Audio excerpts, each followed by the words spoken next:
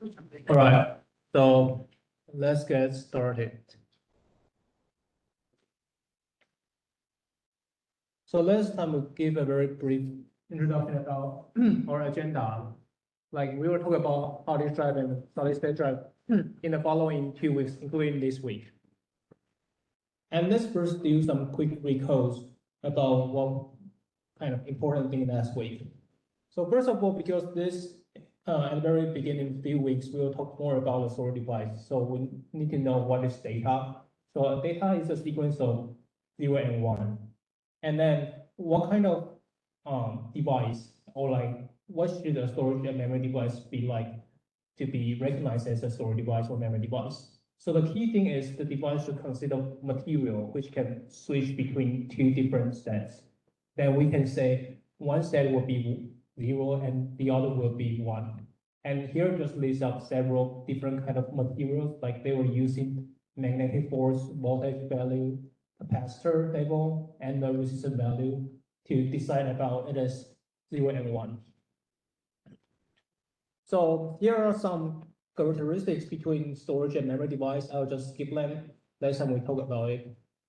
And then the second key thing is about the comparison between hard disk drives and solid state drives. So for hard disk drives, the key functions, they're using a mechanical moving to read out the data. So you can image actually for a hard disk drive, there is a motor, and the motor will drive the spindle to rotate all the time. So while rotating, the platers will get also rotating. And data, they are all stored on those platers. And we will use the actuator arm, and there is a rewrite head at the very front end of the arm to read out the data. So there are a lot of mechanical movement in hard disk drive. And this is the reason why it is slower than solid state drive. On the right hand side, solid state drive, there is no moving component. There is no mechanical moving component. They're using electricity effect to read out the data. So you can see there are only chips on the solid state drives. There's controller, there are cache, there are NAND flash memory chips. There is no moving part. So no moving parts means it can read out the data faster than hard disk drives. But the thing is actually when it comes to the lifetime issue, which means actually data stored in solid state drives, even you don't really read out or write into it very frequent, actually data in the solid state drive will become invalid, will become the stale data after a couple of years. But data in hard disk drive, actually the lifetime is super robust. You can see like the lifetime for hard disk drive, it is about 10 to the 16. And compared to solid state drive, actually you can only sustain 10 to 3 of the data right inside. Okay. And we also talk about the physical organization of hard disk drive. So this is quite like you can find everywhere, like in the textbook, like solid state drive will look, hard disk drive will look like this kind of stuff. Like there is plenty of plates, and there are two surfaces. Actually, the top surface and the bottom surface, they can all contain data. Okay, and then there is a tiny distance between the arm head and the surface. So the arm head actually it uses the magnetic force to read out the data to 0. And we will have more details later to let you know how to use the magnetic force to read out the data. Okay, so the second important thing is about, actually you can see there's a lot of eccentric circles on the plate. So this is because the plate will be divided into several logical components. We call it the track. So each track is a concentric circle, and each track is divided into the fixed size sectors. So on the tracks, you can see there are a lot of sectors. Okay, and each sector it can be defined by 512 byte, or it can also be 4 kilobyte. It depends on the definitions of the hard disk drive controller. Okay, so let me give you a very brief example. I think last time we stopped here. So let's pick up from here. How to read out or how to write the data on hard disk drive. So first of all, there are three different kind of time a hard disk drive is going to evolve to read and write the data. The first is called seek time. Second will be the rotational delay, and the third one will be the transfer delay. So the example will be look like our head now points to sector 22, and now our target will be sector 2.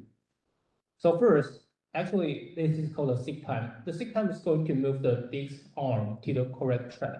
So you can always find the sector 2 is located on the outermost track. Now the disk head needs to be moved to the from the inner track to the outer track, and this is called seek. And the second is rotation delay. So actually, seek time and rotation time, they can be overlapped together because when the arm is moving at the same time, the plate is also rotating. The plate rotating all the time. So no matter the arm is moving or not, the plate is rotating all the time.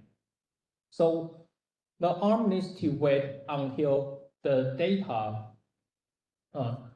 moves to the right position. So for example, now like this is sector 2. So as it is rotating, so the arm needs to wait for now sector 2 is under the head.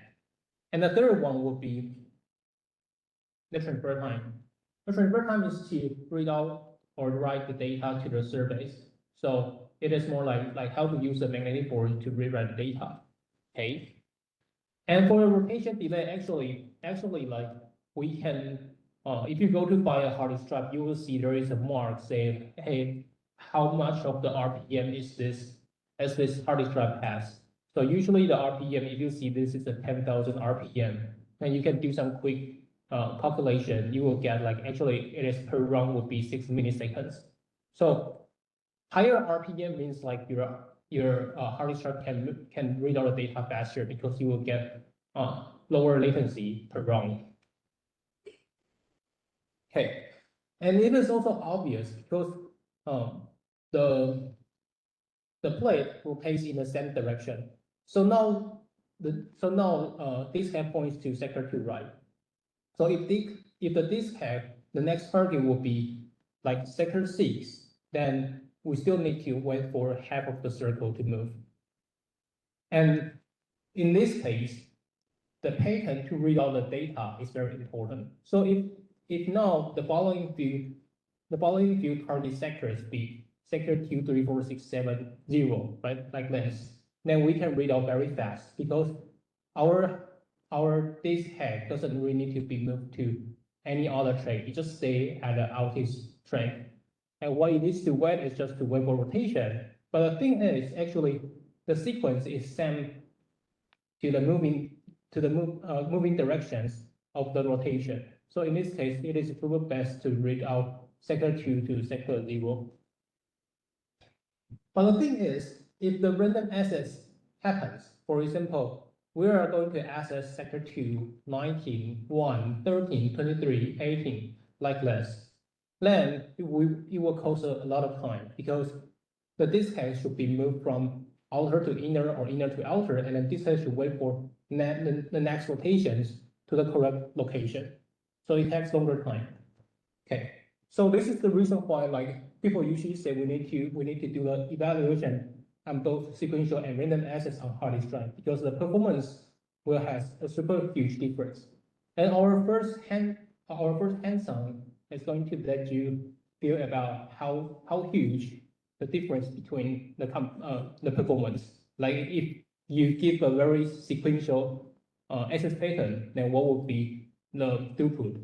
And then if you give the hard disk drive a super random access pattern, then what would the throughput look like? So this actually is our first homework. Okay, so maybe you will find one very tricky thing. We say our data is stored on the track, right?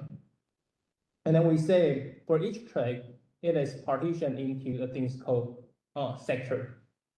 But if you look at this geometric figure, you will find actually the outer track is physically larger than the inner track. And the thing is, the larger area or or the larger physical area, you can store more data usually. But now, actually, if we do not enable the things called zone bit recording stuff, actually in a track they will contain the same amount of data with the outer track.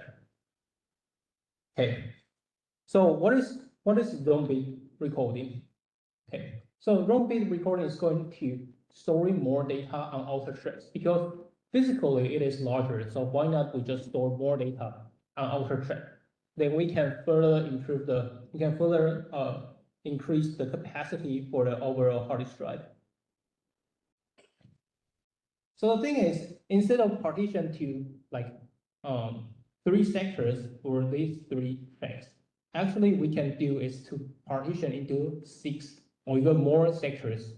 For example, for the outer track, actually we can partition into like 3 sectors, and then the middle track we can have it to 2 sectors, and the inner will be 1 sector. And the sector size is static. The sector size is always like 5 kilobyte or 4 kilobyte. So it should be defined at the very beginning when the hard disk manufacturer do the manufacturing. So actually, when you get a disk, the sector size is already there. It is 5 kilobyte or 4 kilobyte.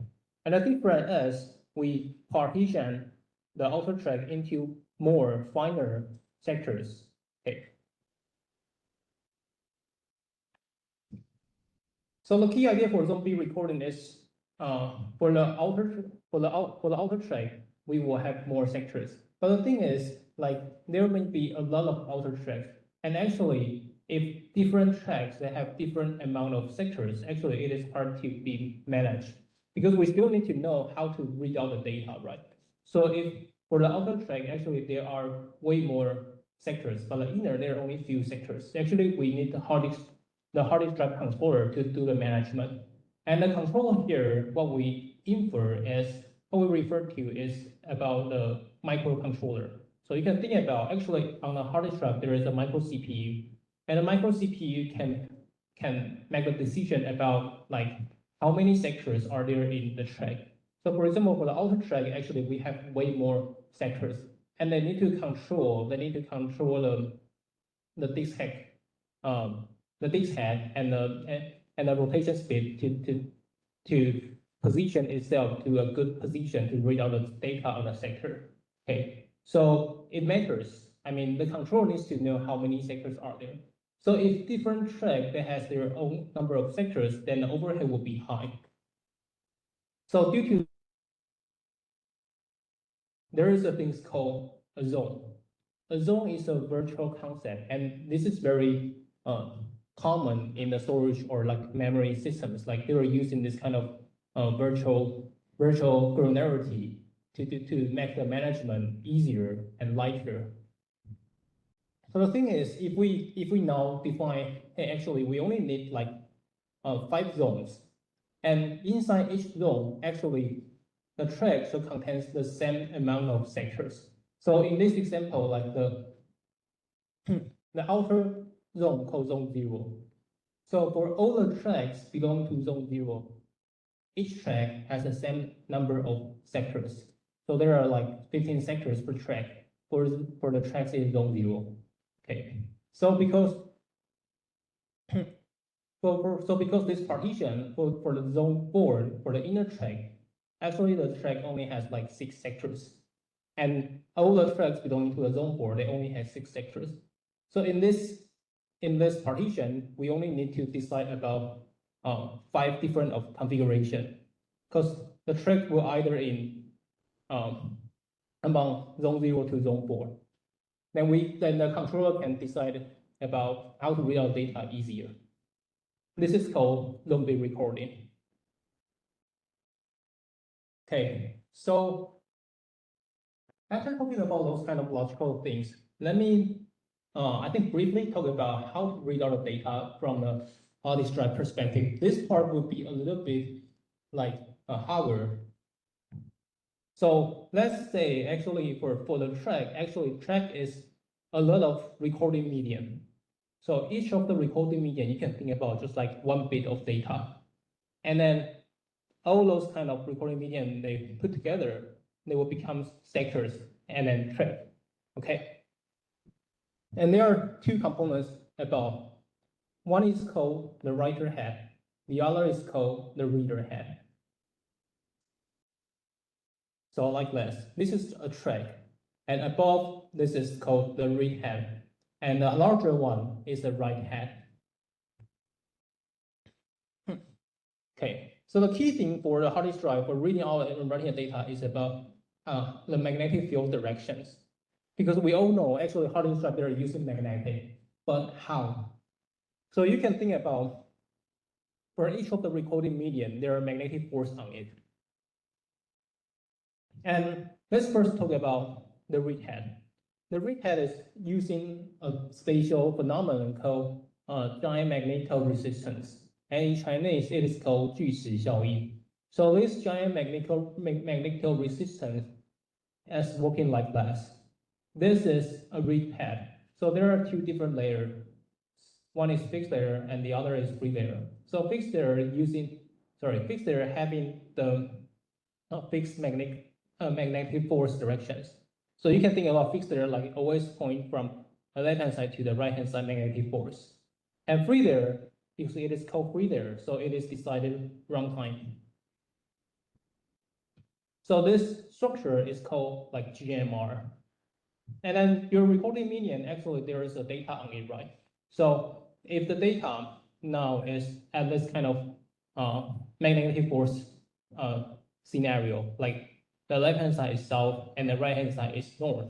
So how to read out the data? How to know this is like in these directions? Okay, so you can think about GMR. This structure will quickly hover through the recording medium. It doesn't touch it. It just quickly hover through the recording medium. And because it quickly goes through the magnetic force, so actually there is a magnetic force will be you can be recognized on the free layer. So the magnetic force, because this is S, this is N, and here the free layer will become this is N and this is S. They will be sensitive to this kind of magnetic force. Okay, so now there is a magnetic directions for free layer. Okay, so how to decide this recording medium is 0 or 1. Actually, it is like to evaluate what is the resistance value for the whole GMR. So now you can see the magnetic force for the fixed layer is pointing to the right-hand side and the free layer is pointing to the left-hand side, right? So actually the whole GMR now is under the high resistance state, okay?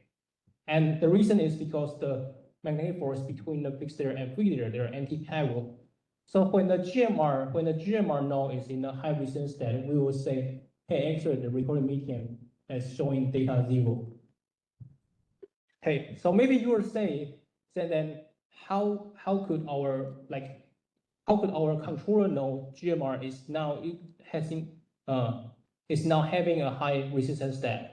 Actually, this GMR there is a wire connected to it. So we will send the voltage value. We will send the current, and the current there's a voltage value. So given the ohms rule, like voltage equals to the current value times to a resistance value. So for the higher resistance value, actually we will get the lower current value, and the current will be returned back to your controller. So your controller can do the evaluation to know, hey, actually your GMR now is in a high resistance or in a low resistance by checking about the current value. Okay, so this is a detail about how GMR to judge about this is high resistance or low resistance.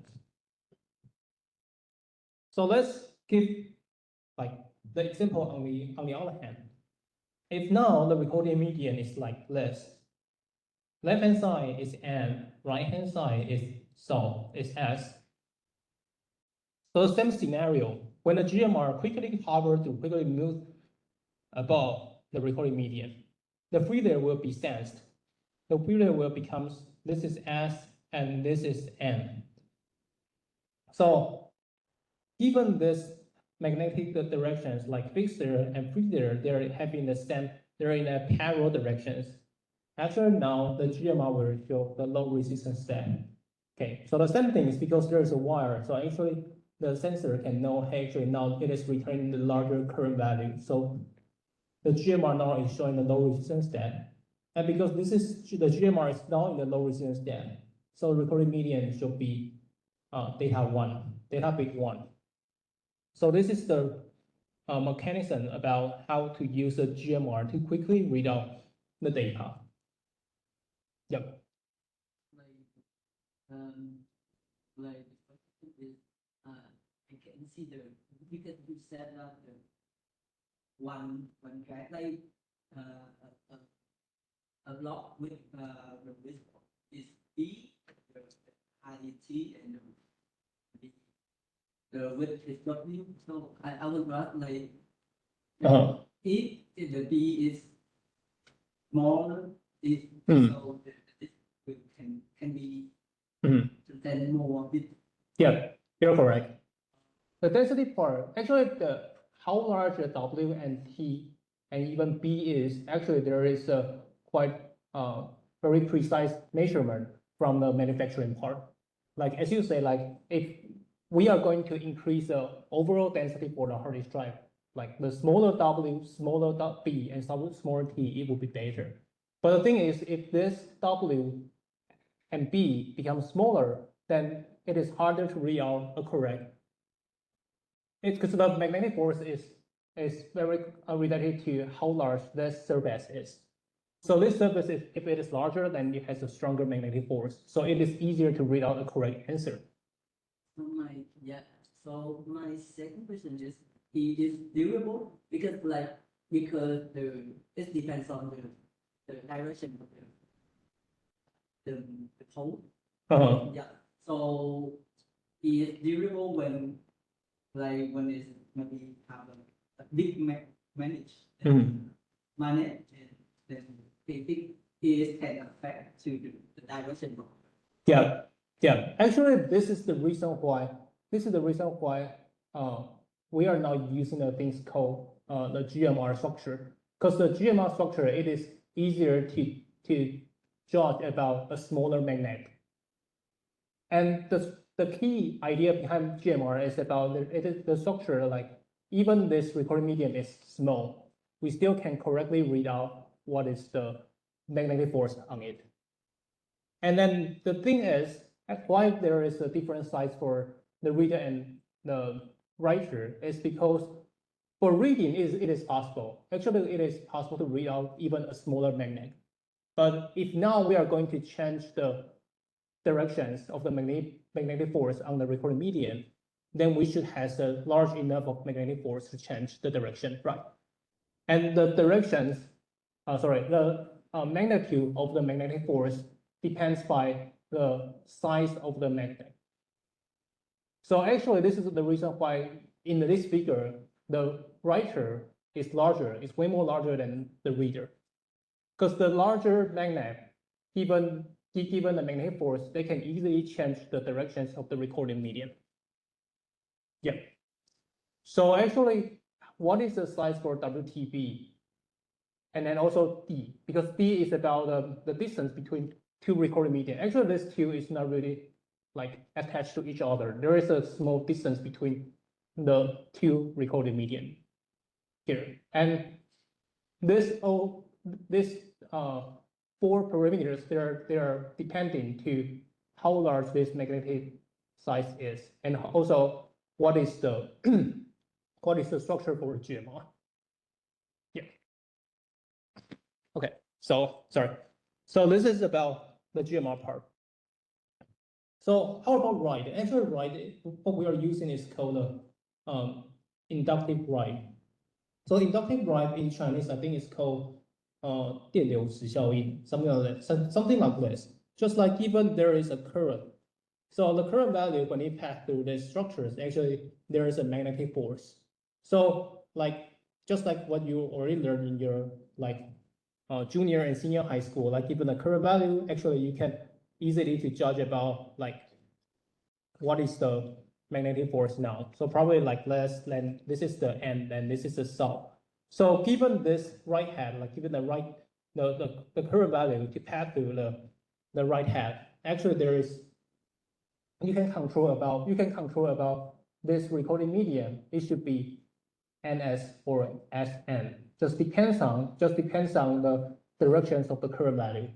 Okay, so this is about right hand, and just as the student just asked about, actually there is a very precise measurement for the manufacturer, just like WD or CZ, because they need to know like how much of the current value they need to give to this magnet to produce a very enough magnitude of the magnetic force. The reason is if this magnetic force given too large, then they will affect their neighbors.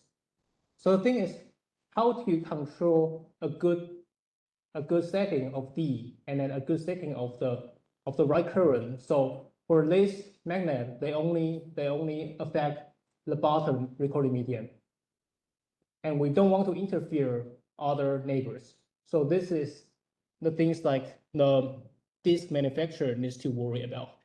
Okay, so this is about how to read and write. So question more for this part? All right, so let's move on. So I think, okay, sorry. So I think there is a very weird thing is, actually we say the read head is small and the write head is large. So there is a new idea for increasing the overall capacity is to use a thing called single magnetic recording technology. So this SMR technology actually it is inspired by the head size difference between reader and writer. So this is the conventional tracks. Actually, we use a larger writer because we need to make sure the recording medium can switch the magnetic force on it, right? So we use a larger writer, but actually we only need a smaller reader, and the smaller reader is enough to sense about how large what is the directions of the magnetic force. Okay. So actually, the capacity size actually depends on the reader, because we only need this size to read out a track, but the whole track, the gray part, they are wasted, right? If we can fully utilize all the track to store the data, then probably we can store more data. So there is variations from the hard disk drive is if we change the position of the reader and writer like this. Here is the writer, and we just move the reader to the very the very corner, the edge part. So you can see like this. When we write the data, we always overlap with the prior one. Okay. And then we just need to make sure the reader can correctly read out the data. Then that is enough. So in this case, we can further increase the capacity. So this SMR technology can help to make your hard disk drive from 10 terabyte to like 16 or even 20 terabyte. It can be larger, like 1.x to even 2 times larger capacity. And it just by adjusting the position of the reader.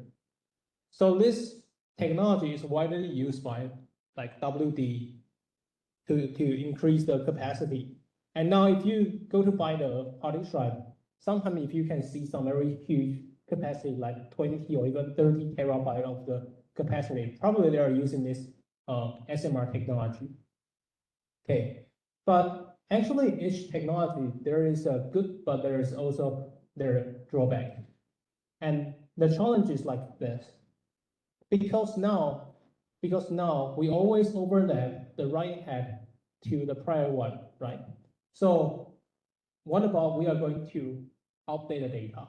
What about we are going to modify the data before the latest track? If we are going to modify like track n or like track n-1, like track n-2, then what should we do? Because the writer now, they are overlapped together. So the update usually means we are going to write the new data to the old one, right? So the writer, if we don't really do any protections, the writer will directly destroy the prior or the neighbor checks. Okay.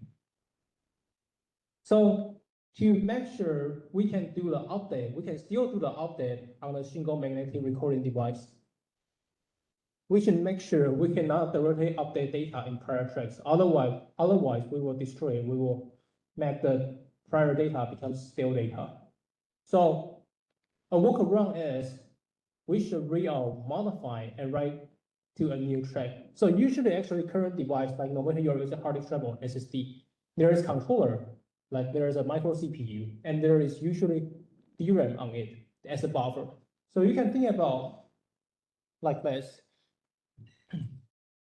So if there are the .gram means like the place that we are going to update. So we don't really update to the original location. So what we really do is we write to a new positions like this. Okay. Actually, we will mark say, hey, actually this sector, we don't really write the sectors, but we will update to a new position on the latest track. So we don't really need to write the prior one. Okay. So this is a workaround, like if there is update, then we can unread to the original place. Then in this case, actually there is a problem as fragmentation, right? Because if there is a Word file and the Word file is like megabyte level, but you only want to modify couple of words, probably several bytes only, then you can think about this is a Word file, but here are the updates for the Word file. So if you are going to read out the whole Word file, you need to read this track and then this track. So you need to read out two tracks. Then if you are going to read out two tracks, actually you need extra time. Okay, so this is a problem about the SMR. Like it will try for their performance. Like if this is a heavy update applications, then SMR drive will not be a good fit. So usually SMR drive, they're usually using like read intensive applications, not a like rewrite balance or like the write intensive application. Okay. So this actually is about like one variation from a hard disk drive. Okay. So there is another very important topic for hard disk drive is software optimization, or people call them the disk scheduler. Because we say for hard disk drive, it likes sequential access. It doesn't like random access because random access takes a lot of time. We need to have a more time. We need to have to wait for a more rotation delay. But how to make sure like there are more sequential access than random access? So this scheduling is quite important because this scheduling can map the schedule or to reorder the sequence of the request. So let me give an example. I think it will be easier to understand. So given the request will be to read track number 98, to read track 183, 40, 122, 14, 124, 65, and 67 to read out those tracks. Okay, if we are not using the first come first serve, and assuming our head starts at track 53, okay, because it is first come first serve, so we should pick 98 for the next one. So this is 98. Like the next one will be 183. Okay, so now it is good because now you can think about probably it's a sequential access. But a bad thing happens if the third one is 40, which means the disk head should move from 183 back to 40. Okay, and if next is 122, then the disk head should move to another end is 122. So back and forth, actually, we can get the total head movement to say, hey, actually, it across 634 tracks. Okay, so 634 is a good or a so-so or a bad number.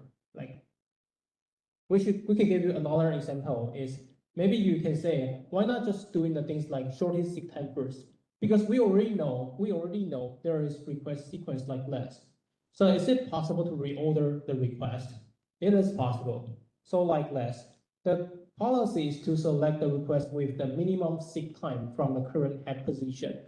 So this is now the same example, assuming our head starts at track 53, and this is the same sequence number. But now we don't really start from first come first serve. What we are starting is to find a minimum seeking time. So the first would be 65, because 65 minus 53 is 12, and 12 is the the least difference between all these tracks. Okay, and after 65 will be 67 because it is the minimum distance, and then we'll go to 40. Okay, and after 40 we'll go to 40, right? Then after 40 we'll go 122, 24, and then 183 like this. So the total head movements now is 226. So 226 is actually like around 1/3 of our first come first serve scenario. Our first come first serve is 600 somethings, and then our minimum seek time design is 200 something. So we can get around like 60 something % of the improvement by doing the reorder. Okay, but the problem comes. So if here comes another new request, because actually when the disk is processing, new requests will come, right? Because when you are like using your computer, or this is a server system, actually the request will not stop. And now if the new request actually is always very close to the middle part of the track, then there is a possibility as track 183 would suffer from a starvation, because we only find a minimum seek time. And for example, in this area, if most of the requests come from this area, then from 183, it is very close to the boundary track will not be served, so you will become the starvation. Okay, and there is another overhead is we always need to do the calculation.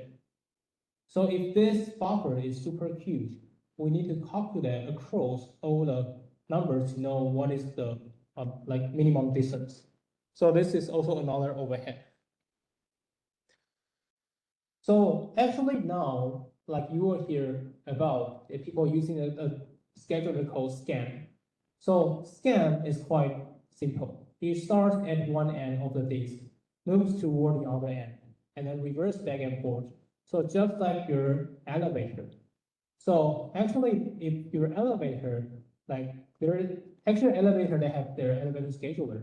And the elevator scheduler, if you are going to use a very simple one, is you always go to the roof and then go to the ground floor and back and forth, right?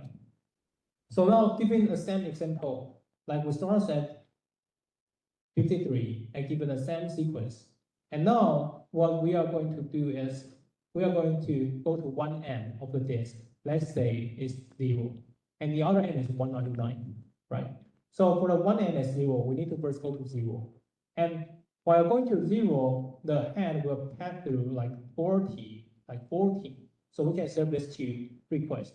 And then our disk head will start to move from 0 to 199. So like this.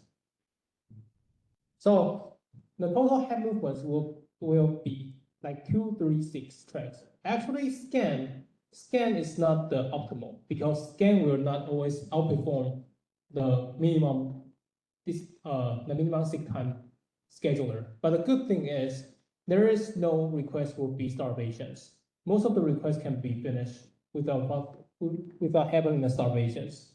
Okay, and it is easier to implement. So actually, most of the disk scheduler people will pick scan as a very like baseline. Okay, so this is about the disk scheduler part. Okay, so after talking about disk scheduler, I think the other thing like people will hear more about is about the RAID. So before this patch, what we are talking about is there is only one disk. But in your system now, usually there is not only one disk. If you have two, if you have like 10 disks, so how to do the management about this multiple disks? So first, very, I would say like primitive solution is just a bunch of disks, JBOD. You don't do really sophisticated management. You just organize those disks together, so you can get a super large capacity, but you are trained for the performance and reliability. Okay, and JBOD is widely used in server because if you have like hundreds of hard disk drive and very simple, you don't really need to pay for the management solution is using JBOD. You don't really do any management. You just need to know where the data is, and the file system will help. Okay, but if we are going to do extra management, actually what we need is redundant array of inexpensive disks, RAID. So usually RAID, like in current systems, RAID is usually they will become a chip on a RAID server. So you need extra management overhead, including like software or hardware, but it can offer you the balance between reliability, performance, and capacity. So if you still remember, JBOD can only offer you a super large capacity, but it cannot always make you a good reliability and performance. Okay. So there are a lot of versions of RAID. First is called RAID 0. So RAID 0 is going to striping data across disks. So even you have a data called data A, and for data A, there are several chunks from A1 to A8. So you can think about each chunk has the same size, like 512 byte. But if your file is super large, then you have a couple of chunks there, right? So a performance prone solution is to spread the chunks to different disks. So the reason is different disks, there are management in different, so we say like, there are two disks. So if you are going to read out data, probably the best case you have two, like half of time, the performance will become double, right? So how to double your performance is to that both your disks or all of your disks can read the data at the same time. So striping is going to, the key idea behind striping is going to make all the disks under your RAID 0 to work at the same time. So we can get a super good performance. This is only the scenario for two disks, but you can think about if you have 8 disks. So if you have 8 disks, actually each disk has only have one chunk on it. So you can read out all the chunks at the same time. Compared with you only have like one disk, that you need to wait for like 8 times longer time. So the second scenario is called mirror. Mirror is called like the number is RAID 1. So mirror is we copy all the data across the disk. So this mirror, like you have data from A1 to A8, then this one is also A1 to A8. Okay. And then these three, and these three, there's A1 to A8. So you have a lot of a lot of duplications across your systems. So the good thing is reliability. So actually, if you're doing these kind of things, if you have more disks, then you don't worry about the data corrupted in your systems because you have a lot of backup. But the thing is, the performance will not be good because you don't have enough capacity. Okay, so in this case, like there is only copy, right? So if you have the overall size amount of like, for example, if this disk only have 1 gigabyte and you have 1 gigabyte of data, then you can only put the data across the disk. So even you have 10 disks, you will not get 10 gigabyte. You just have the same 1 gigabyte of the capacity. So you sacrifice your capacity, and because you don't have enough capacity, so performance you can only do the parallelism under this data you have.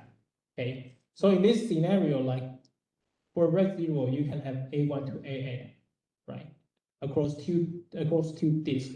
But now if you do the mirror, actually you can only put like A1 to A4. There is no 5 to 8 part.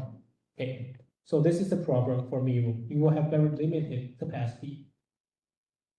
So there is a variations between RAID 1 and RAID 0 is to do the combination. So if you have more disks, maybe what you can do is let's first do the red 0 and then do the red 1. So red 0 can do the striping, right? And if you are going to make sure the reliability, you will do red 1. So it is quite intuitive. You have more disk, so you can do this kind of combination. Okay, but if you don't have that much of disk, but you want to have both performance and reliability together, then there comes a thing called RAID 5. And RAID 5, I think it is most widely used in like server or like storage server. Okay. So RAID 5 look like this. We only need 3 bits, and this example we use 4. So what we are going to do is we are going to do a parity. Okay, so what is parity? Like we have 3 different kind of data, A, B, and C. So each data will partition into A1, A2, A3, B1, B2, B3, C1, C2, C3, right? But you see there's a thing called AP, BP, CP, and DP, which means this is a parity for data A, and this is the parity for data B. CP is the parity for data C. Okay, so parity means like the spatial code. It is help to recover the data. Okay, so actually we only have A1, A2, A3, but you can think about if now A3 becomes stale data, I mean A3 becomes corrupted, A3 is not able to be used, then how to recover A3? Now we can read out A1, A2, and AP and do some mathematical works, then we can recover A3. Okay, so RAID 5, it is a balance between the reliability and performance. Okay, so how to do the parity? Actually, we are using this kind of XOR things. So the data for the parity data, we're using this kind of, we'll do the XOR between A, B, and then the result will be XOR to C, then we can get a parity. Okay, so if we are going to get like this BP, so it is B1 XOR B2, and then the result will XOR with B3, then we can get BP. Okay, so using XOR is because we can use the same way to recover the data. So now if one data is corrupted, then we can do the same things, A1, A3, and then do the AP XOR, then we can recover A2. Okay, so this is just a mathematics stuff. So I think we can take a pen and come back later.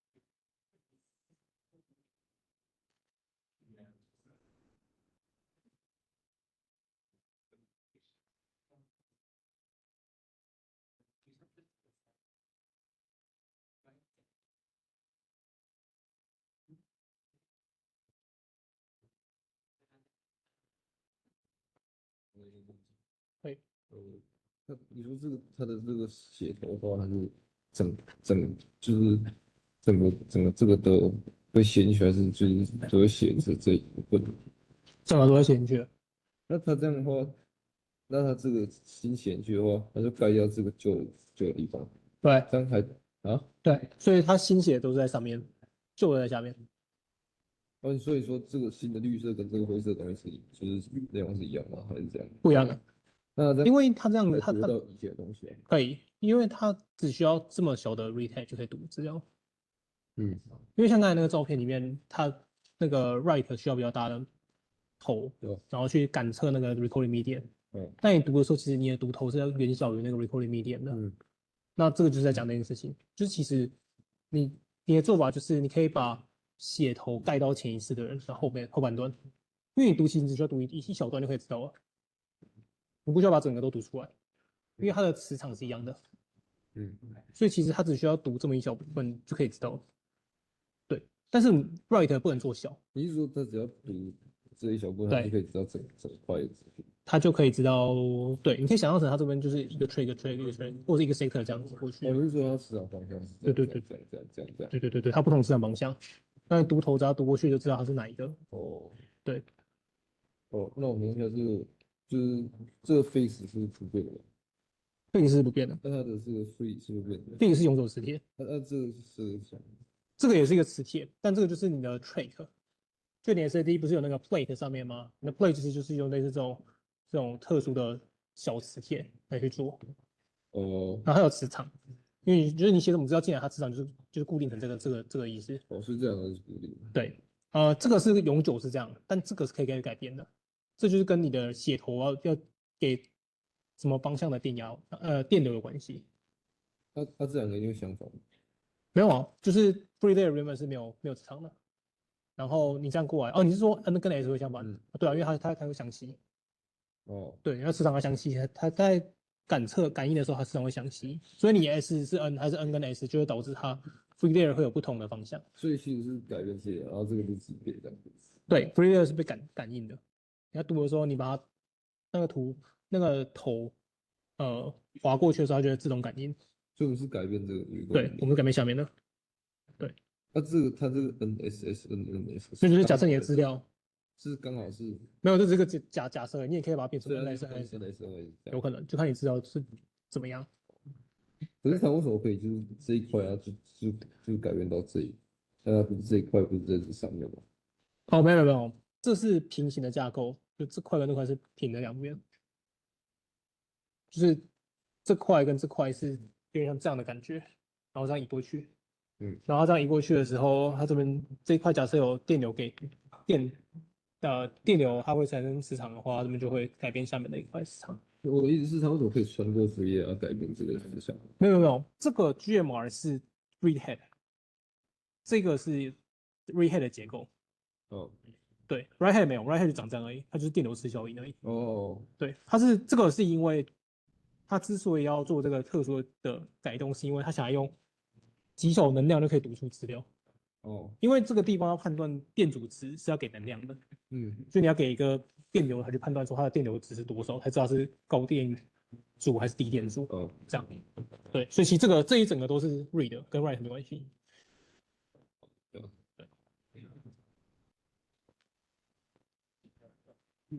就是这个 SMR 就是硬碟，我记得它就是有就是读写的差异，对就是它有那个 sequential write function，对然后可是像是就是 XSP 啊跟那个 scan，就是它这类排程的话，就是套用到这种就是 SMR 硬碟，它会不会有遇到一些冲突还是不一样？它是两个不同层的问题，就是 scan 这些，它都是可以在例如 driver 这部分去做实现的，甚至是 firmware。但是这边探讨的是要怎么去管理 SMR 上面的资料摆放。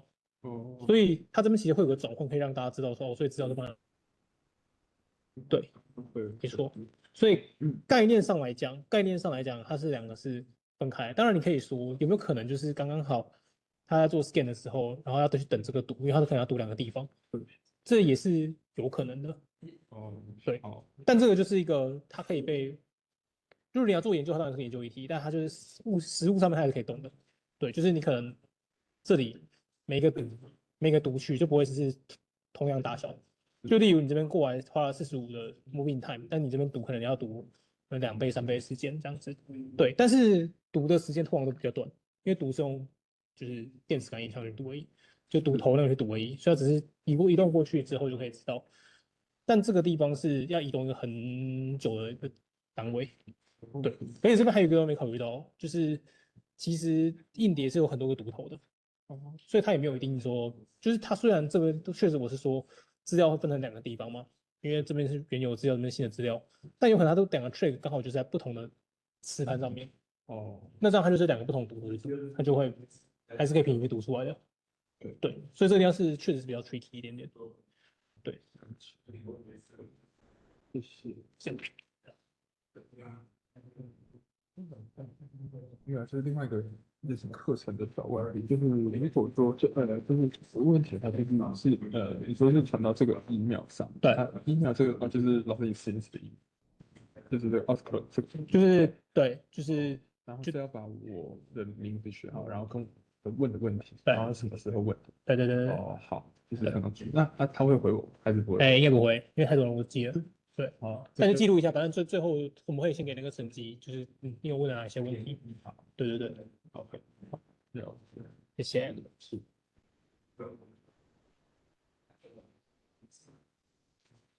It seems like my second question. It seems like you I address that it's not clear. Like, is there any the external factor that impact to the direction of the You mean the recording medium? yeah You mean other? I would say like actually because there is. If this is a hard disk drive, and people will say if you give a very strong magnetic force on a hard disk drive, then the data will corrupt it. So usually people will say you cannot put the hard disk drive very near to a strong magnetic force, but they should be super strong because hard disk drive there is also CAS to protect it being the attack from others. But it is possible, like if there is a hacker and there is a very strong magnetic force and you can destroy all the disks, it is also possible. Yeah. Thank you.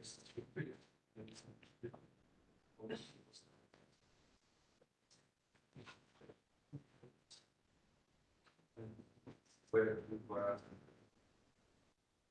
with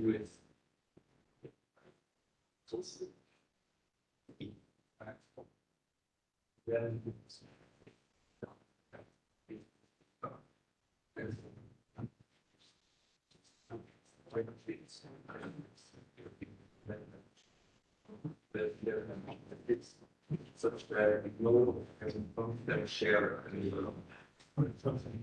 then no kids from the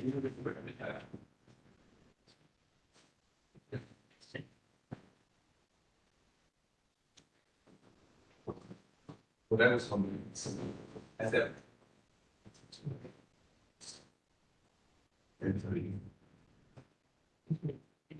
still the only thing I want to think is that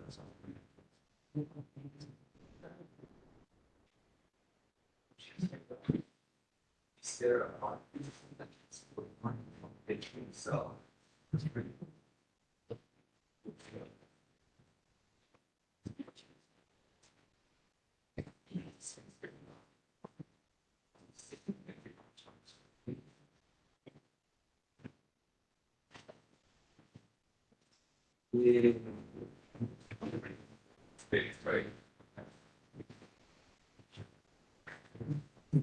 right. So, better. And we could put some. Appreciate it. Okay.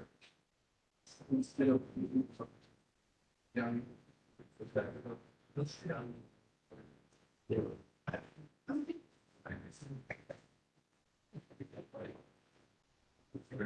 Springs.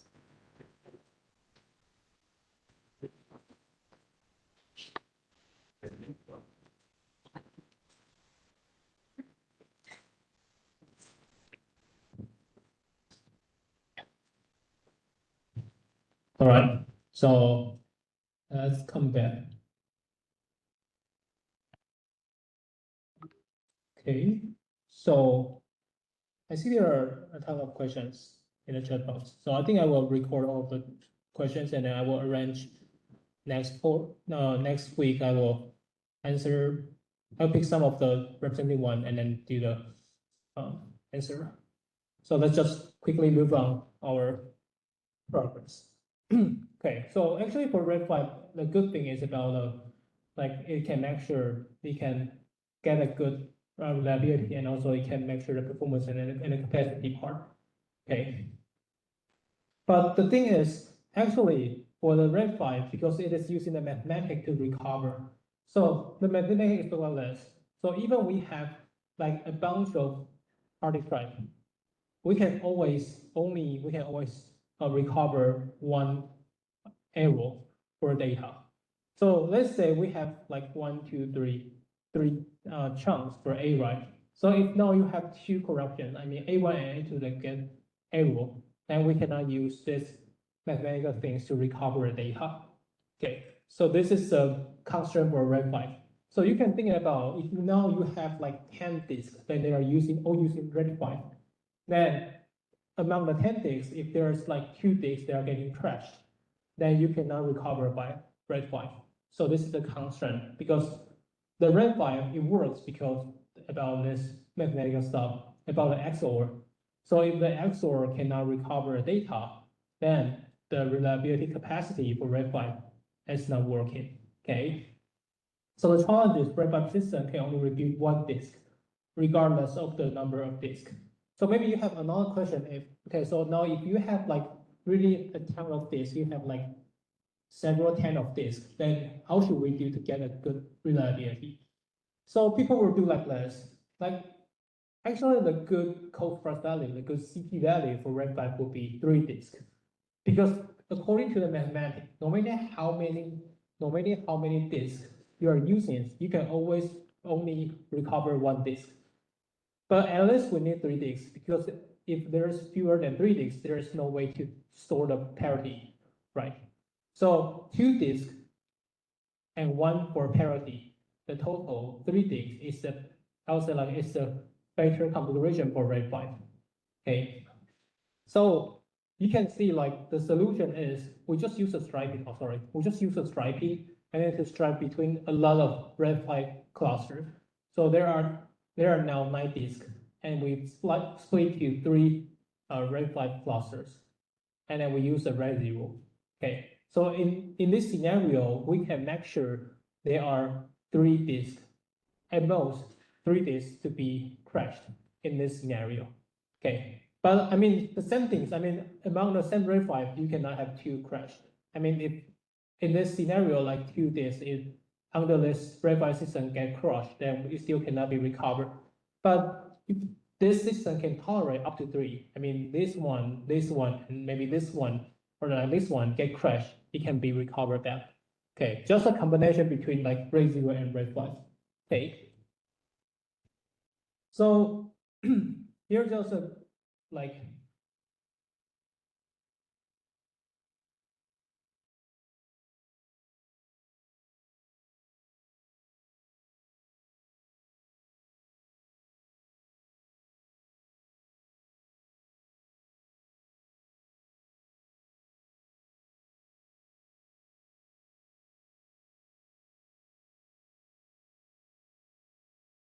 big overview, like single HDD, you have JBOD, RAID 0, RAID 1, and RAID 5, and do some comparison. So minimum disk, you have single hard disk drive, so there's no minimum disk. And for JBOD, actually minimum disk is 1. And then you have N disk. It is also possible for JBOD. And RAID 0 and RAID 1, because one is striping and one is mirror, so of course you need at least 2 disks. But RAID 5, you need 3 because you need an extra disk for the parity. So this is the minimum disk. And error tolerance, like if there is any disk getting crushed in single hard disk drive or JBOD or striping, then the data will get lost. There is no protection for error. But for RAID 1, it is using mirror, so it can tolerate like more to n-1 disk getting crashed. Okay, because we copy our data to all the disks. So if you have 10 disks, then you can tolerate to 9 disks getting crashed. So we sacrifice all the capacity, but we can make sure the super high reliability. At RAID 5, we can only tolerate like 1 disk getting crashed. No matter how many disks we are using, we can only tolerate 1 disk getting crashed. Okay. And capacity is the same, it's a very similar stuff. Like JBOD and RAID 0, you can get super high capacity. But because for RAID 1, we are using a mirror, so actually capacity is only 1. 1 means 1 disk. And RAID 5, the capacity will be n-1 disk, because you need 1 disk to set up the parity. And no matter how many disks you have, you only have 1 parity. So the capacity for RAID 5 will be n-1. And read performance and write performance. So read performance actually for mirror and striping is the same there, and because because like if the data they are getting across over the disk, then you can like read out the data in parallel for each disk. But RAID 5 is a -1 because you need one disk for parity. So parity is not a real data for the user. It is for the recover, so it is not the true data. So the parallelism will be a -1.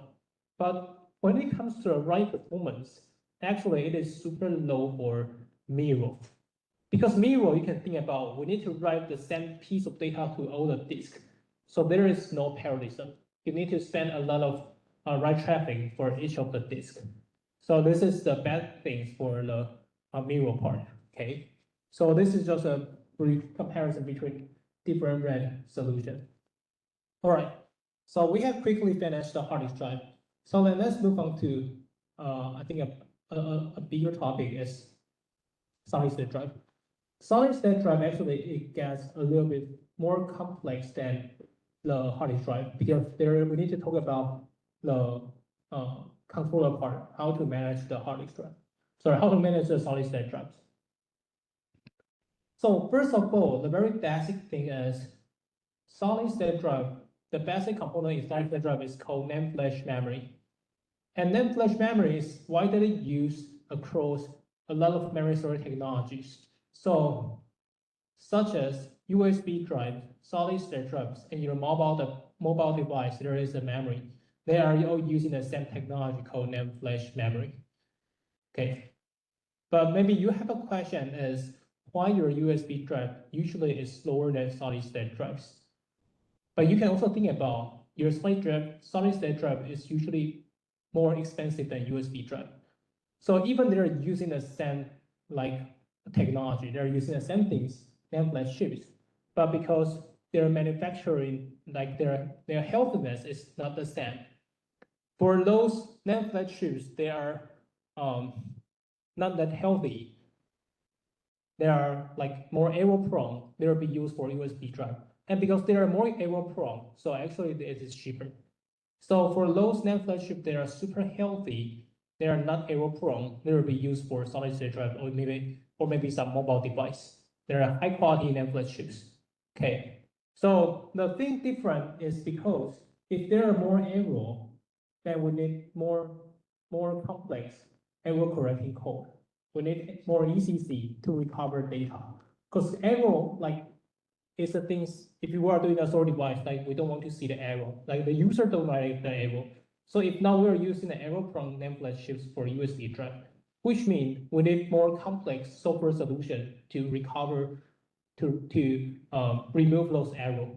Now this is the reason why your USB drive always spend more times.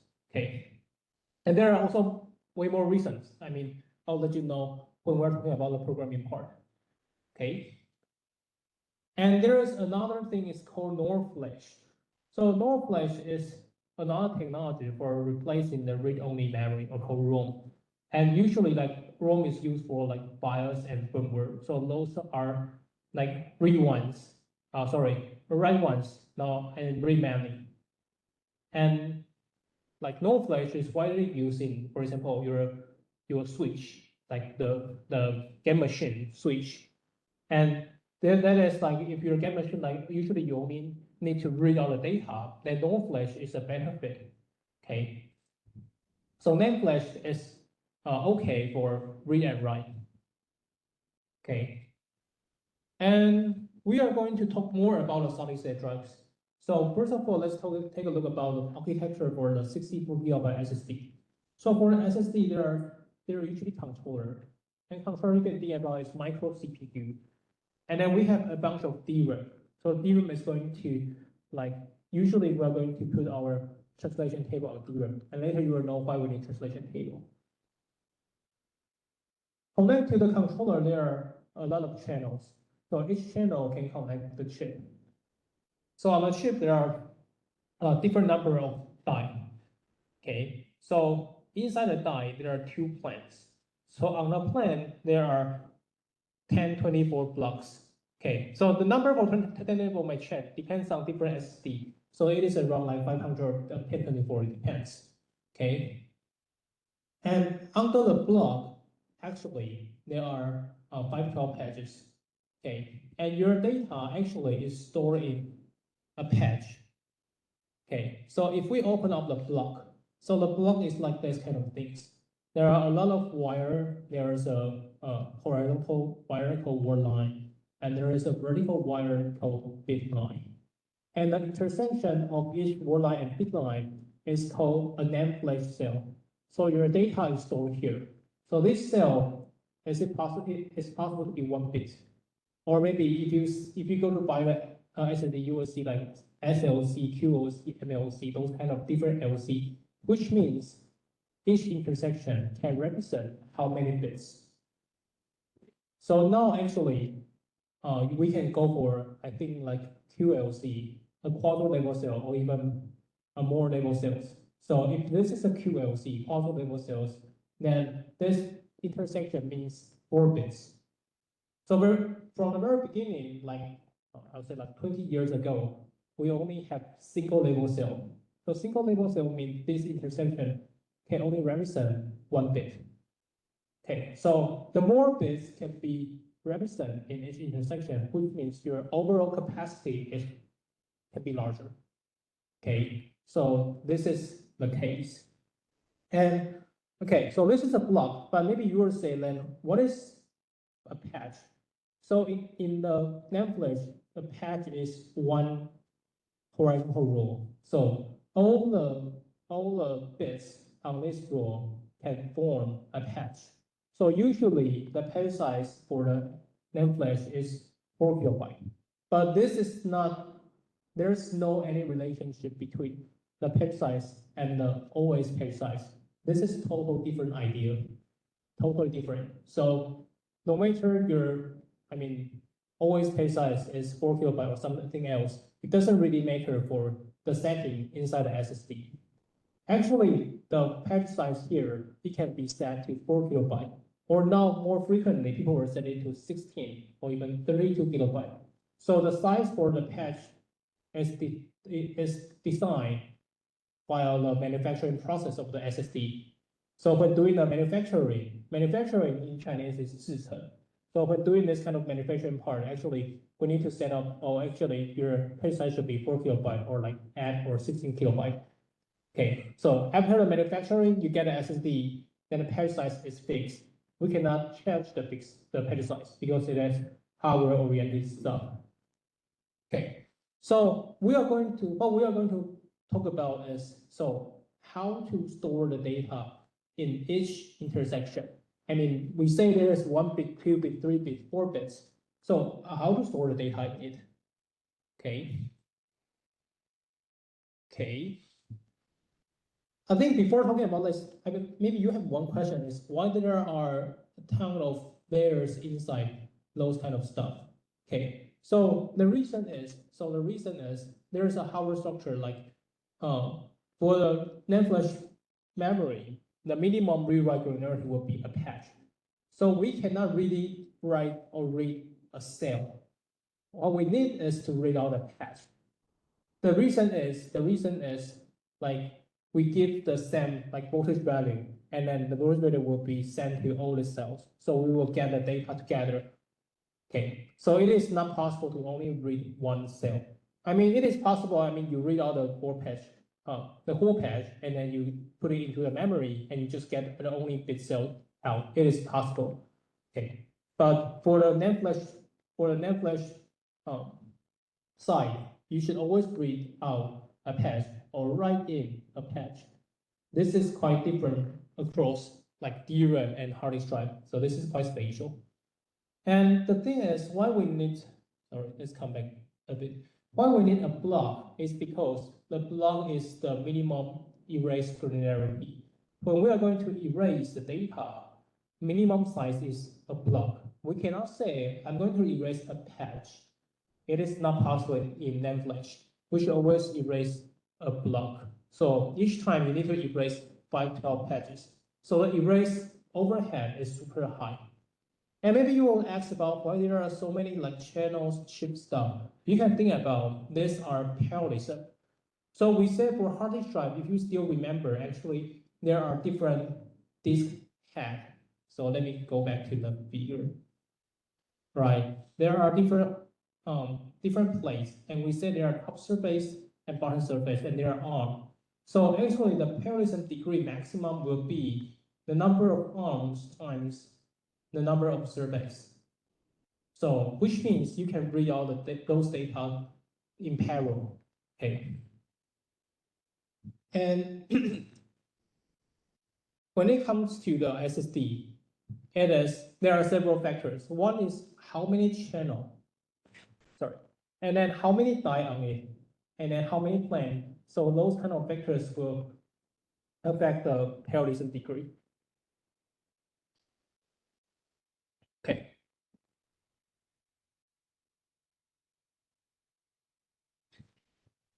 So let's zoom in. Let's zoom in to talk about the intersection for the word line and bit line.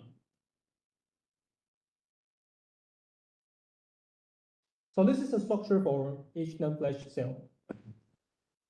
So the bottom will be the P substrate, and above the P substrate there are floating gate and control gate. So our data is stored in the floating gate. So there are electrons inside the floating gate. And then what we are going to know, it is 1 or 0 as how many electrons are there inside the floating gate. If there is no electrons, then we say the bit value will be 1. But if there are a lot of electrons, we say the bit value is 0. So it depends on how many electrons inside. But the problem would be like, why the electrons will not move out this floating gate? It is because there is a thing called dielectric layer. So dielectric layer is kind of the electrical insulator.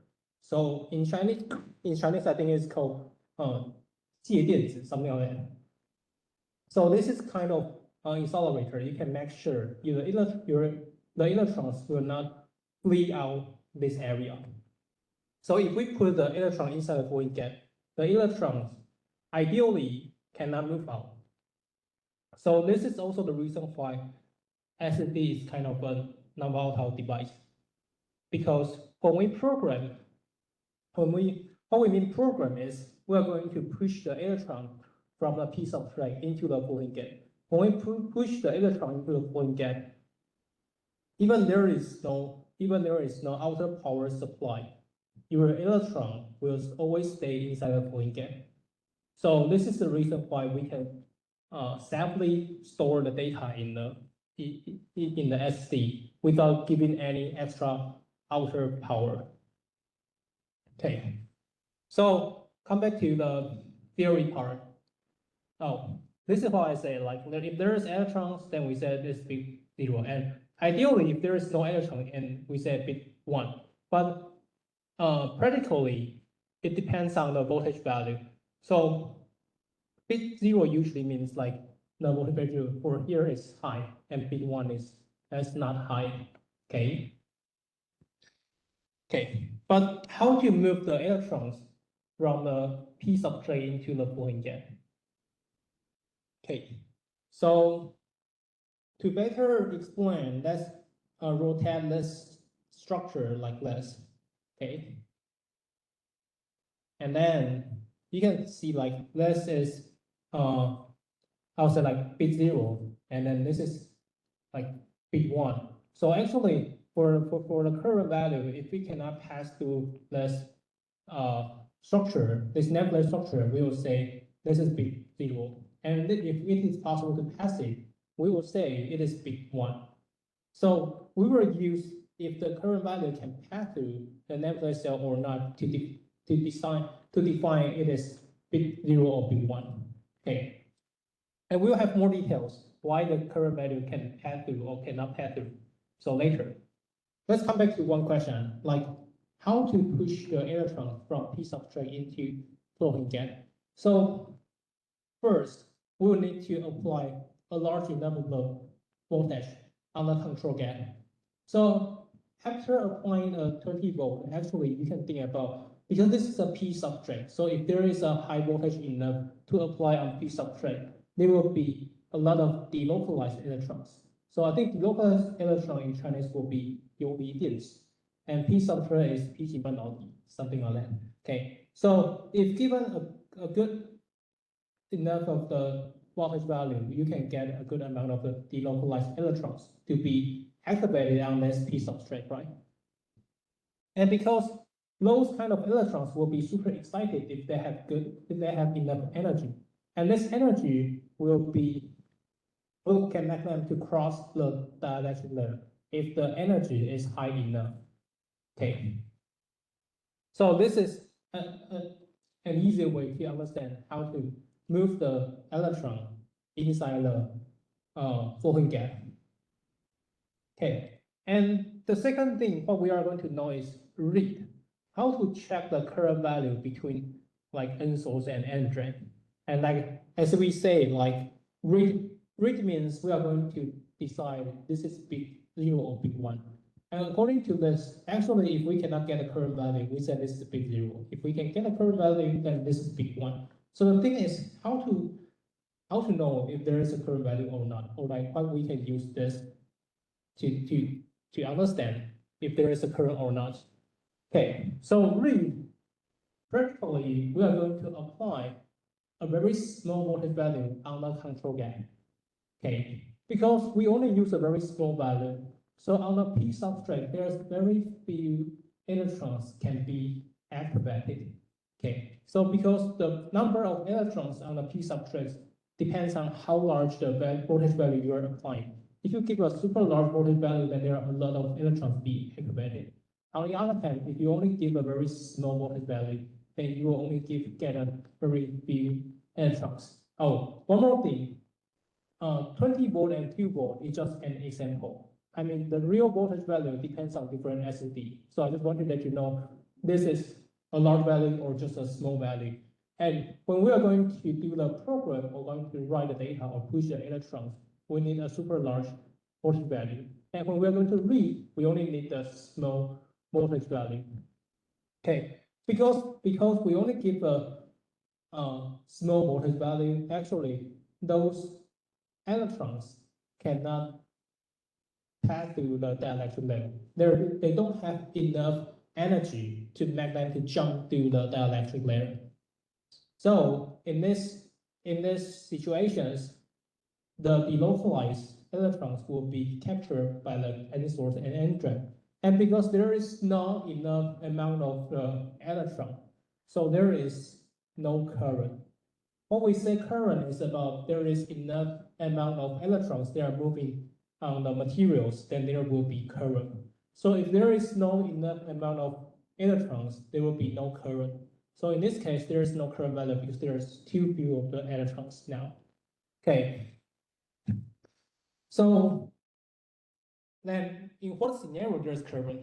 So like this. Actually, we will give the same amount of voltage value to read our data. Let's say 2 volt, but the situation difference will be in this scenario, this cell, there is no electrons inside, which means this cell is not programmed. And because there is no electron inside, so if you give 2 volt, actually we can activate a little bit more electrons compared with the left-hand side. The reason is for the left-hand side, we first do the program and then do the read. So when we do the program, because there are too many electrons to be activated, so after doing the read, we will get very few amount of electron. But if we don't do the program first, and you just directly apply the same amount of the voltage value, we say 2 volt, then you can get a little bit more electrons. But the same things, because those electrons cannot get enough energy to cross through the dielectric layer. Okay, because there's only 2 volt, so it is way smaller than 20 volt, so it cannot cross the dielectric layer. So now those delocalized electrons will be once again captured by N source and N drain. But the difference is now actually we get more electrons, so it is possible to have the current value between N source and N drain. Okay, so we use the same read threshold voltage, but because if there is electrons inside the voltage gap, then there don't have enough electrons to produce the current. But if there is no electrons inside, which means the cells is not programmed, then given the same voltage value, we can get a very sufficient enough of electrons to produce current value. Okay, so this is a more detailed explanation for this part. So we give the same current value, and this example is 2.5. So here, which means there are electrons inside, right? Because there are electrons inside, so if we apply the same 2.5 volt, we don't have enough amount of electrons to produce the current. On the other hand, in this scenario, there is very few or there is no electron inside this floating gate structure. So even we use 2.5 volt, there is a sufficient enough of electrons to produce the current. And at the very bottom for the NAND flash structures, there is a sensing unit to sense about if there is no current, we will say, hey, this is bit 0. If there is current value, then this is bit 1. Okay, so this is about how it works to know if the NAND flash cell there is electrons or not. Okay, so this is the case. And we talk about program, we talk about read, but we did not talk about erase. So we can push the electrons from P substrate into the floating gate. We also can remove the electrons from the floating gate to somewhere, right? So how to do the erase? So we should apply an opposite voltage. If we apply the voltage to the P substrate part, and we also apply a good amount of voltage value now, it's called 20 volt, then the delocalized electrons inside the floating gate will be dragged out, and then will go to the ground. Then we can remove the electron inside the floating gate. Okay, so this is erase. It's quite easy to understand if you understand program, right? We just apply 20 volt here. Okay, but if you still remember, we said when we are going to do the erase, we should do in a block level, right? So the reason we're going to do a block level is because this P substrate is a super huge board, and on this board there are a lot of NAND flash patch. So you can think about this block, it is they share the same P substrate. So this is the reason why if we apply the 20 volt to the whole P substrate, then all the patches on the P substrate, their NAND flash structure, electrons in the floating gate, they will all be dragged out. So they should be erased at the same time. Okay, so this is the reason why in the NAND flash SSD, the erasure align with the block granularity. Okay, so this is for the erase. So to wrap up briefly, actually you can think about here is the voltage value, and if there is no electrons in floating gate, then we said this is a low voltage value for the floating gate structure. And if there are a good amount of electrons inside floating gate, which means this is a high voltage value. Okay, and program is to move the electron inside the floating gate. So after programming, we will get a higher threshold value, and erase is just going to drag out the electron from it. Okay, so that is for program and erase. Okay, so do you need one time to explain, or it is easy to understand? Okay, if it is okay, then let's move on. So I think there is another thing you will want to know is like this before this patch we are talking about only one cell, right? But we say a patch is this. We only talking about this one cell, but a patch is a series, a chain of couple of memory cells, right? Then how does it work? Okay, so let me explain more details. Okay, so so first we talk about program. So how to program a patch, and while explaining how to program a patch, I will also solve the question why not how to program a cell. Why we should always program a patch. Okay, so this is the same structure, just like in the prior few slides. This is a patch, and the horizontal line is a word line, and the vertical line is a big line. Okay. Okay. So actually, the real case will be like this. If there are like no electron inside the Fulling gap, probably there are some very fast voltage value, like maybe 2.2 like this. And then if there are already electrons inside the Fulling gap, then you can get a higher, like 3.9, 4.8. Okay, maybe you have a question as why they have different voltage value. I mean, why there are 4.8, 3.9? Why not always the same? Why not always high value is 4.8? Why not the smaller value is 2.2? Okay, so the reason is like this.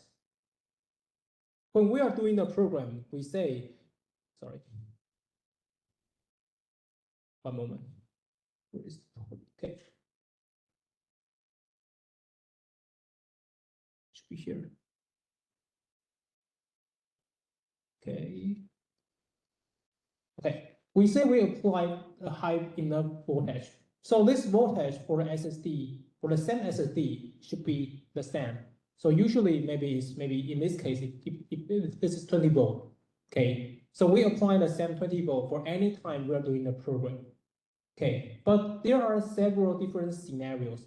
First of all, each NAND flash cell, they don't have the same situation. Their status is not the same. What do I mean the status? When we're doing the manufacturing, there are a lot of real world things happen. For example, how thin, how thick the dielectric layer is. We cannot make sure all the dielectric layer has the same thickness table, right? It is in the nanometer, metric table. So we cannot make sure if this is, I just give an example. If this is a 3 nanometer or like 3.1 or 3.2 or 2.9, it depends a lot. Different NAND flash cells is different. So if we use the same 20 volt, actually there will be different amount of electrons they can be activated to move inside this scenario. This NAND flash Fulling gap.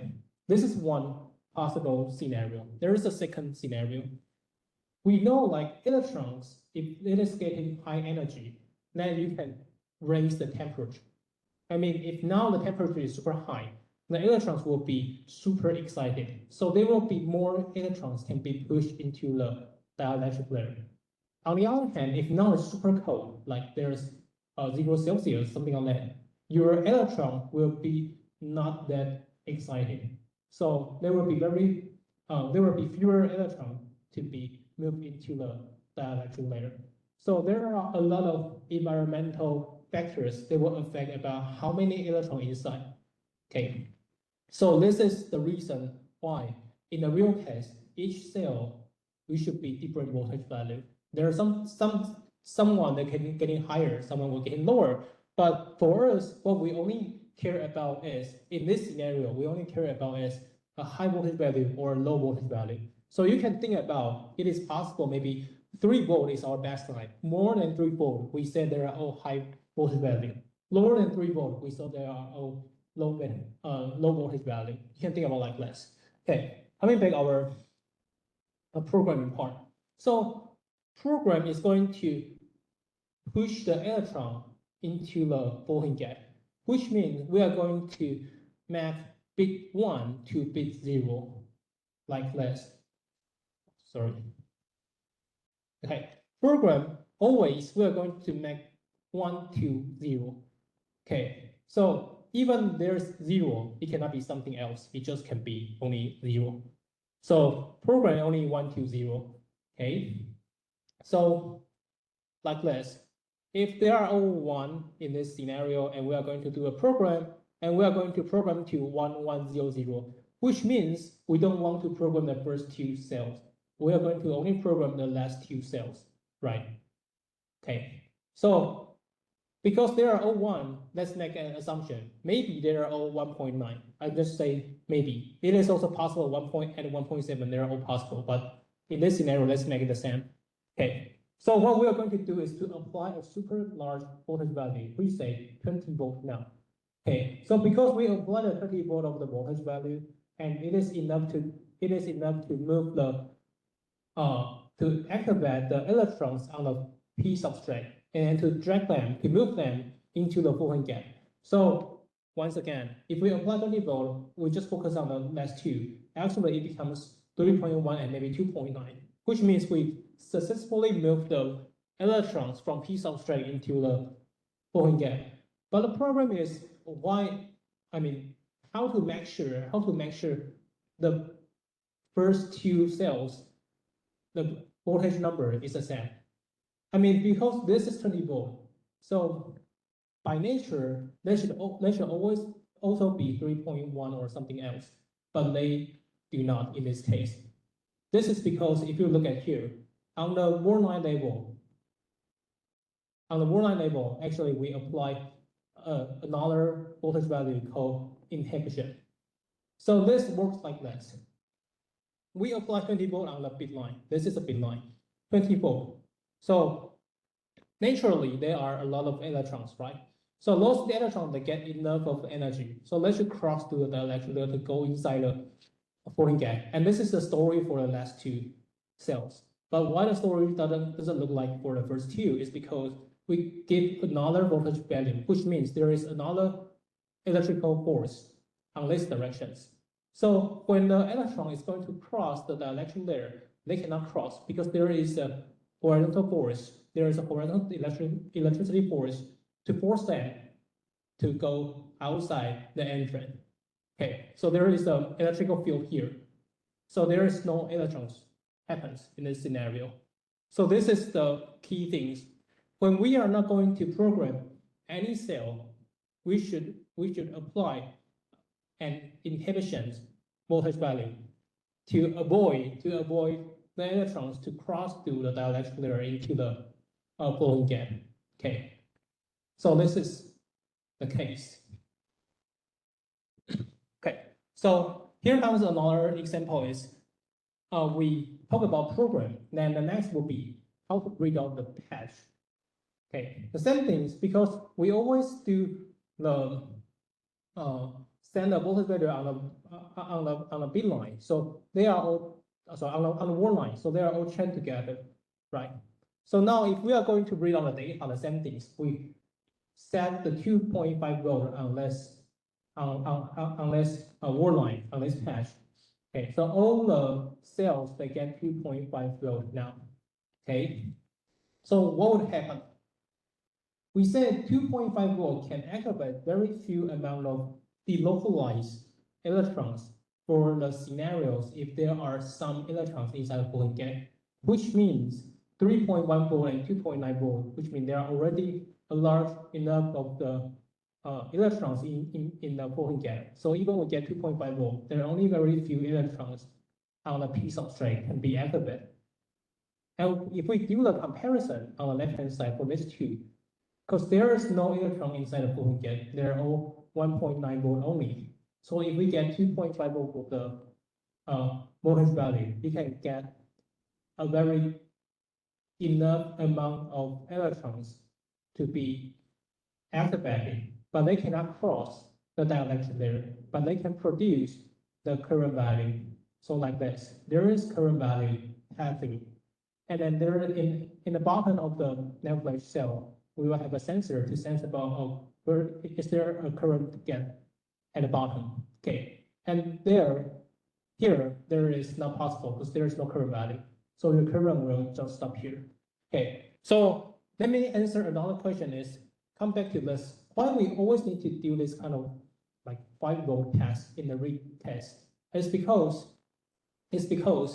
like if there is only current value here, then this is not possible to read all the current at the bottom. Okay, so actually if we get 5 volt on the on those patches, they are not going to be read, which means we force this patch to always produce the current value because 5 volt is double larger than the 2.5 volt. So if we apply 5 volt, then no matter there's electron inside the Fulton gap or not, your p substrate will generate enough amount of electrons. So they are always having current value. They are always having current to pass through the patch if we use a feed pass 5V. So the same thing, if you get a higher voltage value like 10V, it also works. Like 10V, then there's always the pass value. Okay, because there's enough amount of electrons be generated on a piece of track, then there will be the current value to pass through. Okay, so this is the reason why we are getting this 5V for each patch. We are not going to be read out. Okay, so this is the case. And I think the erase part I already explained to you, because this is because the piece of track, they connect all the patches for them. So if we are going to produce a high voltage on the piece of track, then all the patches on the block will be affected. Okay. But here comes the problem. If now this is a block, right? And then there are a lot of patches. We said there are 512 patches inside. Okay. But if now we only want to modify one patch, not all the patches. If we really do the erase, then the overhead is super huge, because we need to move all those valid patches to other place before doing the erase. So how to do this kind of modification for the bit? Okay. So the thing is, we are not going to do the erase. What we are going to do is a thing called a remodify write, just like SMR. If you still remember, what we are going to do is we are going to read all these patch to the DRAM, and then to only modify the bit value that we are interested in to the correct one, and then write those data to a new patch. In this case, we don't really need to run the erase operation. Okay. We only need to run the erase when there are too many patches inside this block. That becomes invalid. Then we need to do the erase. Otherwise, we just do remodify write. Okay. So we will have more details. I think will be next week to talk about the management for this part, because there are some management stuff for this one. And there is, because you already know about NAND flash. So let me tell you a little bit more about a NOR flash. Okay, we said for NAND flash we should only read out a patch each time. The reason is all this kind of NAND flash memory structure that chain on the same word line. So you apply the voltage value to the word line, then you apply the voltage value to all the NAND flash cells. So they will all get the voltage value. So they should be programmed together. But if you look at the NOR flash, so the NOR flash is there is an extra line under the word line. So actually we don't really need to use only one word line programming, which means like we will control it in a more fine-grained way. So with using the NOR flash, actually it is possible. Like controlled by your bit line, you can just only read out one data. Okay, so this is a cell. So NOR flash is quite larger than the NAND flash. Okay, because it involves extra wires for each cell. But the good thing is you can do a more fine-grained management. You don't really need to always read out the whole patch. You can read out very fewer data. So this is just a quick comparison. Yep. Okay, let's move on to another interesting thing is, before this patch, what we talk about is single level cell, which means we only care about high voltage value for the floating gap or low voltage value for the floating gap, which means there's only one bit. Like high means 0 bit 0, low means bit 1. But how to program more bits, how to represent more bits? So there is a thing called MLC, multiple level cell, which means this structure can represent 2 bits. So 2 bits means we need to differentiate between 4 verifiable voltage steps, right? 2 bits mean 2 to the 2. We are going to decide between 4 different steps. So how do you know what is that? So from 11 to 00, this is the order stands for 2 bits. Then 11 means there's no electron. So 10 means there are 1/3 of electrons inside the Boolin gap. And 01 means 2/3. 00 means 4 electrons. So very different from 1 bits. You only need to know no electrons or there is an electron. In this scenario, you need to know a finer granularity, like what is the voltage value now. Okay, so it is easier to make the extension if we are now going to the TLC part. TLC means a triple label cell. So triple label cells, which means there are 3 bits for each cell. 3 bits means there are 2 to the 3. So there are at different sets here. So you need to differentiate at different sets for the voltage value. So it is more difficult to do this kind of stuff. So multiple label cell means we are going to represent more bits per cell, okay? And this is quite more like the critical look like 1 means there's no electrons and different number of electrons mean different stats. Okay. Here comes I think it's a quite interesting stuff is why the figure look like a distributions. If we look at the x-axis, this is the memory cell threshold voltage, and the y-axis is the number of memory cells, right? So which means even is for 01, which means the voltage value for the 01 stat, there is a range, right? And different range, there's number of different of memory cells that have different range. So the reason just like what I just mentioned, because the dielectric layer, the thickness is different, and then the timing when you do the programming, and also the temperature, the moisture for the device is different time to time.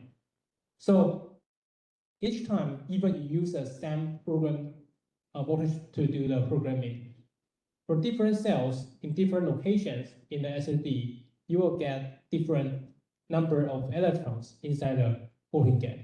So like this distribution is just going to say, even on the same NAND flash cell, actually there are like million or 10 of million of NAND flash cells in your like SSD. And even you are getting them the same voltage value, they will giving you different amount of threshold voltage. Okay, so this is the reason why this is the distribution. It is because the environmental situations and the thickness of the dielectric layer, they are all different time to time. Okay, so I think it's time. So let's call it a day. Thank you guys.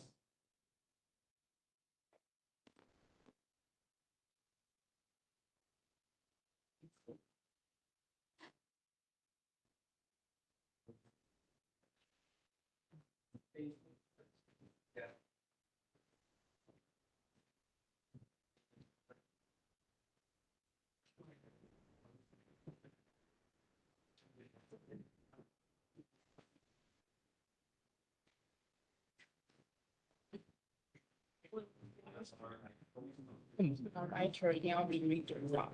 因为 writer 是要改变底下的那个 recording medium 的磁场方向，所以它需要足够大的，因为磁铁的磁场强度是关系到它的大小，磁铁越大磁场越大，所以它要比较好的控制这个 recording medium 的改变的话，它就是要有比较大的磁铁。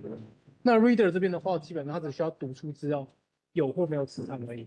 所以如果今天它要去缩小这个 header 干嘛？因为说这个 header 做的越小，它可以越精准。那这里的话 ，reader 可以做越小的话，基本上它就可以把空间分给这个 writer 来做使用，所以它们大小就不一样。有可能只有 read 没有 write。那成本就比较高。对，你说你要两只 ARM，因为它现在是把它合在同一只。对，所以如果要把它变2只的话，也可以做到，但这样的话你的成本就会变2倍，所以通常大家不会这样做。这边就是它有这个 NF 是电子版本，那为什么会是这个移动，然后这个才产生？没有，这个应该这样看，就是它本来就已经有 SNN，所以它就是我们本来存资料的时候就会先打一个磁场，然后让它变成是 S 到 N 这样子，然后磁场会存下来。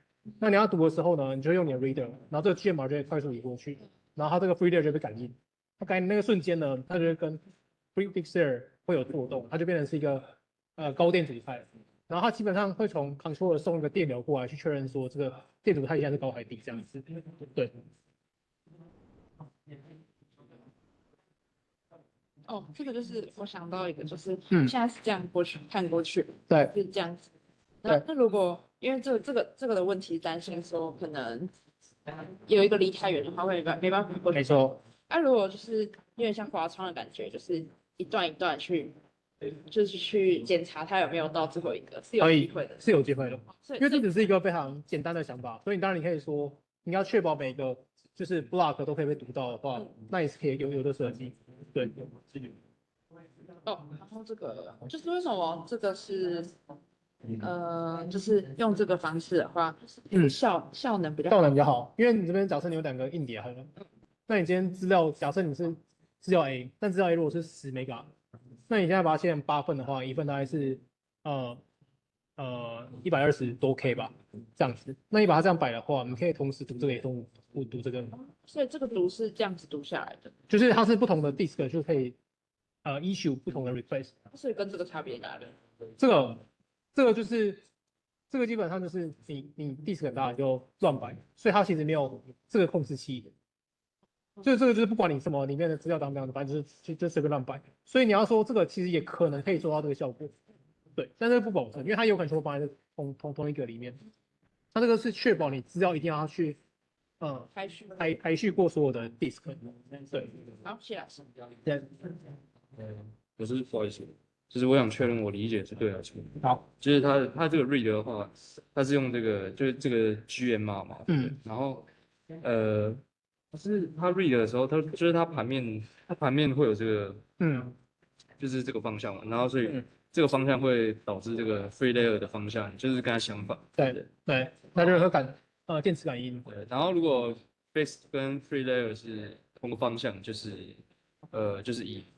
同一个方向它就是低电阻态，然后它就会给它其实从 control 都一直不断的送同样的那个电压大小，然后因为同样电压大小，如果你的低电阻态的话，代表你的电流会比较大，所以它会去收这个电流传过去电流是大还是小。对，所以它其实是透过 control 去判断它电导来判断它是个低电阻态还是高电阻态。那低电阻态就是1，那高电阻态就是0这样子。那这个电阻态是因为它的磁场内部磁场可能改变之后，电阻态会变。所以它收到的电流也会不一样。对，为什么就是会是 parallel 跟就是 fixed layer 跟 free layer 是方向上的相反，就是这个 fixed layer 跟 free layer 如果它是反方向的话，它就会比较强的磁场吸附，所以它电阻就会变比较强，是 GMR 的特性。那如果这个它是就是相平行的话，等于是互斥。互斥的话，基本上它的电阻态就会下降。好，那这个 right head 的话是就是它会通过这个线圈，然后产生这个磁场。对，没错。我刚刚有提到就电流磁效应。对，然后把就是盘面的这个写成要写的那个方向。没错。所以它是会改变下面的这个方向。没错，它是改变下面这个。然后这就会再改变这个 free layer 的方向。对，就是如果你今天 GMR 要来读的话，它扫过去它就会有那个感应。对。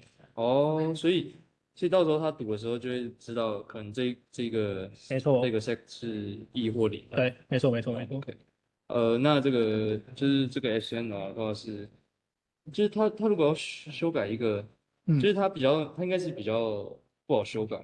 对。这个是比较常用的，因为这个是因为如果你今天想要更多的空间的话，那你就是要把它的 track 把它并在一起。对。那你并在一起的话，问题就是你不能修改前面的人，因为并在一起写前面的人，就是周围的人就会被你写坏。所以你只能一直往后面一直写。所以它其实叫做一个循系写的限制，就是 sequential write constraint。所以如果你想要写的话，你 always 只能写在最新的这个。可是你今天如果想改是前面的怎么办？你可以做个做法，你把它读出来，然后在第一轮改完之后再把它写下去，你就不需要把前面的人覆盖掉，因为你先读出来了，然后改完之后再写下去。所以如果要一直就是写前面的人，然后要一直搬，然后没错，你就要一直不断的搬。OK， 好，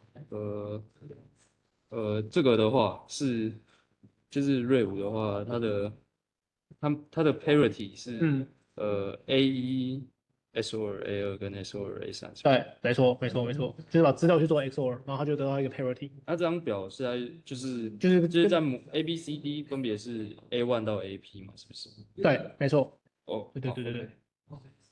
哎，A B C D。对。对。好，我在写没有标好。对。然后这边比较这边比较没有那么多，然后就是因为就是 data 都是0跟1嘛，然后这个是这个是在表示这个 cell 是这个 cell 是有电子在这个复杂层里面的，所以我们就会说它零。那这个 cell 几乎没有电子的话，我们就会说它是阴。有电子在里面的话，代表它这边会有个电阻值，会有电压值。对。那有电子这边如果很少电子的话，它的电压值就比较低。对。好，那这个的话是，这就是如果今天他的问题其实就是要怎么去读资料。他读资料其实是用电流能不能判断，能不能通过来去做判断。那先看右边这个，右边这个的话，假设它里面是低电压态的话，其实它的那个电流是可以穿过去的。那这边就不行。